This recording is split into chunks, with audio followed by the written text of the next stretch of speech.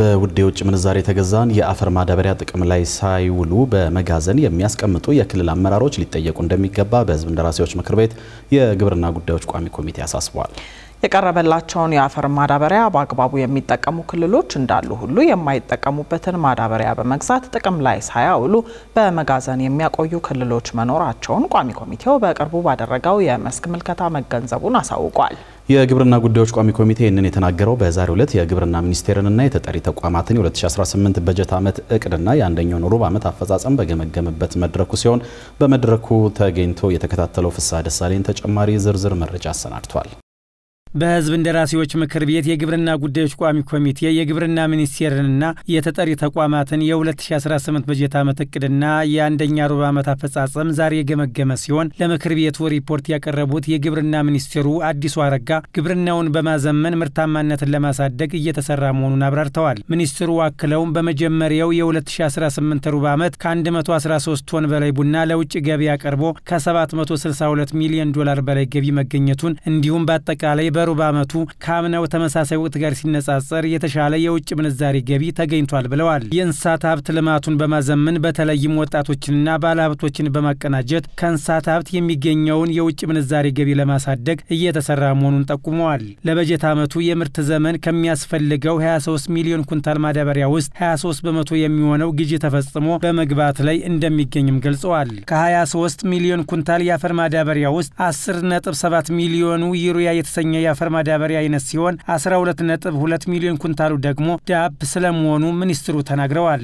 በአመት አንድ ጊዜ ብቻ ይታረስ የነበረውን ዘልማዳዊ አሰራር በመቀየር በዳግም ሰብል ወይም በጸደይ ምርት ከዛም ባለፈ በበልግና በመስኖ ርብርብ በማድረግ በአመት ሁለትና ከዛ ጊዜ በላይ የማምረቱን ሁኔታ አጠናክሮ የማስቀጠሉን ጉዳይ በአትኩሮት እንሰራለን።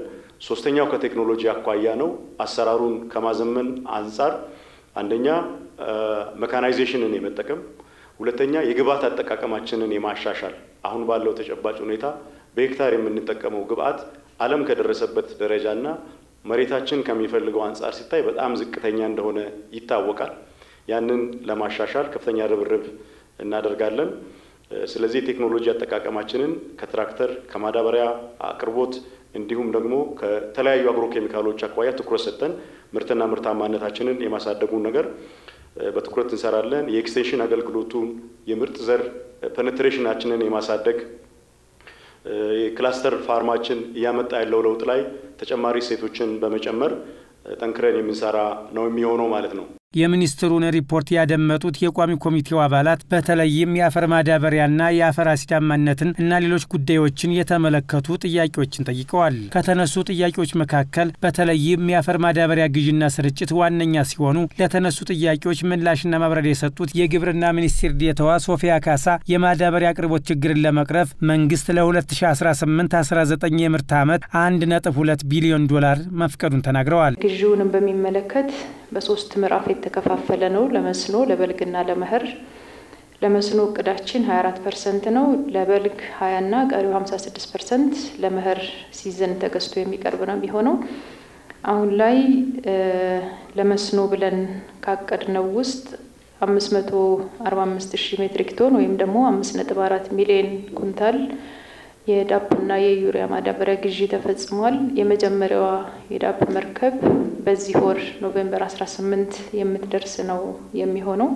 ከአፈር አሲዳማነት ጋር ተያይዞ ለተነሳው ጥያቄ ምላሽና ማብራሪያ የሰጡት የግብርና ሚኒስቴር ዴኤታው ፕሮፌሰር ኢያሱ ኤልያስ ደግሞ የአፈር አሲዳማነት ለማከም የኖራ አቅርቦት ላይ እየተሰራ መሆኑን ጠቁመዋል። ሚኒስቴር ዴኤታው አክለውም የአፈር አሲዳማነት በግብርና ምርታማነት ላይ የሚያደርሰው ኪሳራ ከፍተኛ መሆኑን ጠቅሰው ችግሩን ለመቀነስ በኖራ አፈር ከማከም ጎን ለጎን የአፈር ለምነትን ሊያሻሽሉ የሚችሉ የሰብልና የፍራፍሬ አይነቶችን በፈረቃ መዝራት አስፈላጊ መሆኑን ገልጸዋል። ካለው የአፈር ማነት ስፋት አንፃር 50,000 ሄክታር ተብሎ የታቀደው አላነሰም ወይ የሚለው ተገቢና ትክክለኛ ጥያቄ ነው። ነገር ግን የተከበረው ምክር ቤት እንደገና ማሰብ ያለበት በየአመቱ በመናቀርበው አመታዊ ሪፖርቶች 300,000 አቅደን የምንፈጽመው ግን 20,000 ይሄ በጣም ከፍተኛ የሆነ የክዋኔ ኦዲት ውስጥ ያስገባን ችግር እናቀዳለን እጅግ በጣም ከ1% በታች እየፈጸምን ይሄ ኖራ አቅርቦት ሰንሰለት ላይ ክብርት ሚኒስትር ዴኤታዋ እንዳነሱት ከፍተኛ ችግር ስላለ የበጀት ክልሎች ስለማይመድቡ ኖራ ምርት ላይ ችግር ስላለ ትራንስፖርቴሽኑ እንደምታውቁት ኖራው ያለው በማዕከል አካባቢና ምስራቅ ፓርት ላይ ነው። አስዳማ አፈር የተጠቃ አፈር ያለው ደግሞ በምዕራቡ ሀገራችን ክፍልና ደቡብ ምዕራብ ስለሆነ ማጓጓዙ ትልቅ ፈተና ሆኖ ስላለ መንግስት በቂ በጀት ካለመመደቡም የተነሳ የመጣ ችግር መሆኑን እንድትይዙልን። በተመሳሳይ የግብርና ሚኒስትሩ አዲሱ አረጋ ቋሚ ኮሚቴው የተቋሙ የበጀት ዓመት እቅድ እንዲሁም በሩብ ዓመቱ አፈጻጸም ላይ ማሻሻያ እንዲደረግባቸው የተጠቆሙ ዘርፎች ላይ በትኩረት ይሰራል ነው ያሉት። የግብርና ጉዳዮች ቋሚ ኮሚቴ ሰብሳቢ ሰሎሞን ላሌ በበኩላቸው በውድ የውጭ ምንዛሪ የተገዛውን የአፈር ማዳበሪያ ጥቅም ላይ ሳያውሉ በመጋዘን የሚያስቀምጡ የክልል አመራሮች ሊጠየቁ እንደሚገባ አሳስበዋል። በሌላ በኩል በአሲድ ከተጠቀው 7 ሚሊዮን ሄክታር የመሬት ክፍል ውስጥ በ2018 በጀት ዓመት 50,000 ሄክታሩን ብቻ በኖራ ለማከም የተቀመጠው እቅድ እንደሚያንስ ጠቁመው እቅዱ እንደገና ሊከለስ ይገባል ነው ያሉት። እንዲሁም በየክልሉ የሚገኙ የግብርና ምርምር ጣቢያዎችን መሬት የመንጠቅ እንቅስቃሴ ሊቆም እንደሚገባም የቋሚ ኮሚቴው ሰብሳቢ አሳስበዋል።